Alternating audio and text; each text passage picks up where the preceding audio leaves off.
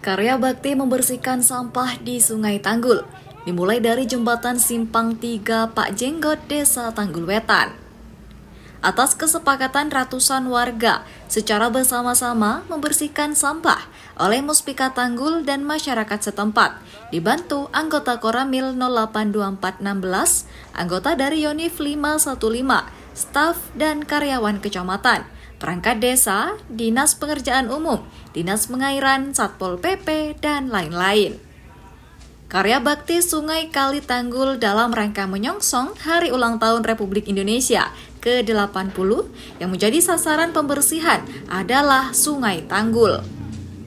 Sungai Tanggul hulunya dari Dusun Karanglo dan berakhir di Desa Pondok Dalem. Kalau tidak terjadi penyempitan, lebar sungai asalnya diperkirakan 20 meteran. Di utara jembatan penghubung Desa Manggisan dan Tanggul Wetan adalah yang mengalami penyempitan dan pendangkalan karena di tempat tersebut berada di tikungan sungai. Terima kasih. Hari ini kegiatannya adalah kerja bakti bersih-bersih sungai dari Sungai Pak Jenggot sampai dengan jembatan 515. Berapa kilo juga, Bu? 1 kilo. 1 kilo. Atas prakarsa Muspika Tanggul dalam rangka kebersihan lingkungan. Jadi kita menyadarkan masyarakat agar tidak buang sampah di sungai.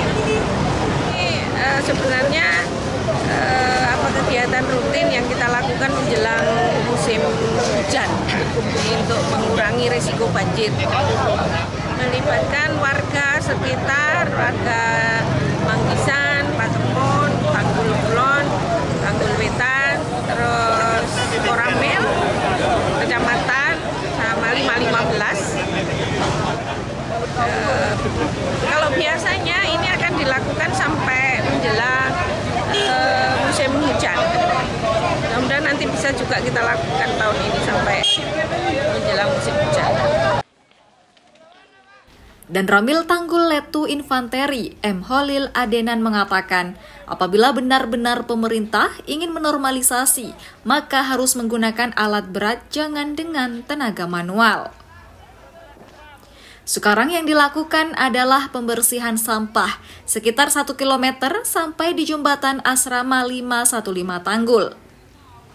Di samping itu, Dan Ramil berharap kepada seluruh masyarakat yang tinggal sepanjang bantaran sungai dan atau masyarakat yang jauh dari sungai untuk tidak membuang sampah ke sungai. Karena kebiasaan masyarakat membuang sampah di pagi hari, memanfaatkan aktivitas masyarakat masih sepi, sampah dibungkus tas kresek langsung dilempar ke sungai. Memang saya lihat Pak, sebelum saya masuk ke Koramil Tanggul dan Ramil Tanggul, Pak, saya sempat keliling Pak, keliling di wilayah Tanggul, terus saya keliling juga di sungai. Nyatanya sungai Tanggul ini sangat parah sekali Pak. Jadi sampah-sampah sepanjang sungai parah, terus lingkungan sungai itu tidak ada kesadaran untuk membuang sampah pada tempatnya Pak. Ya nanti kelanjutnya saya minta kesadaran masyarakat Pak, minta kesadaran masyarakat agar sampah jangan dibuang sembarangan, jangan sampah dibuang ke sungai. Dan harapan saya juga nanti kita bisa koordinasi dengan instansi terkait yang lebih besar lagi untuk membersihkan ulang sampah di sepanjang sungai ini Pak.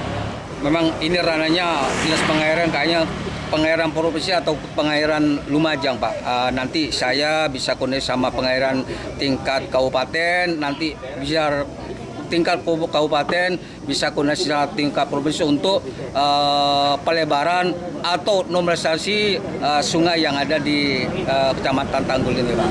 Tadi saya bersama Muspika dan masyarakat Tanggul, saya bersihkan sampah-sampah sepanjang sungai ini kira-kira 1 kilo Pak panjangnya Pak.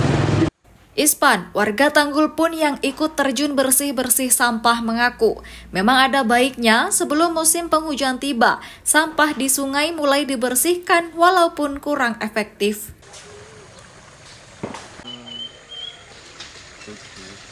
Yang Ya sebetulnya kurang efektif kalau tidak memakai alat-alat untuk alat berat seperti eskavator atau bego. Iya betul, mengalami pendangkalan dan penyempitan ke tanah warga. Kayaknya sudah bertahun-tahun, kayak kurang lebihnya 3 tahunan belum ada. Kalau banjir besar ya mungkin berbahaya Pak. Kalau lihat dari untuk Jeronjong di sebelah kiri saya itu di tengah sungai Pak. Sungai Pak ya. Ya kalau untuk itu ya bisa dibersihkan untuk kembali asal. Sedangkan dari sudut pandang masyarakat, mereka terpaksa membuang sampah ke sungai atau bahkan membakar sampah sehingga menimbulkan polusi. Karena pemerintah tidak menyediakan tukang sampah secara gratis. Biasanya masyarakat harus membayar tukang sampah sehingga membebani pengeluaran rumah tangga.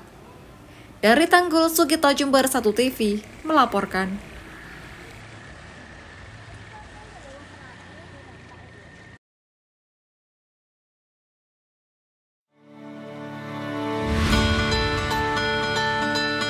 Institut Teknologi dan Sains Mandala membuka pendaftaran mahasiswa baru.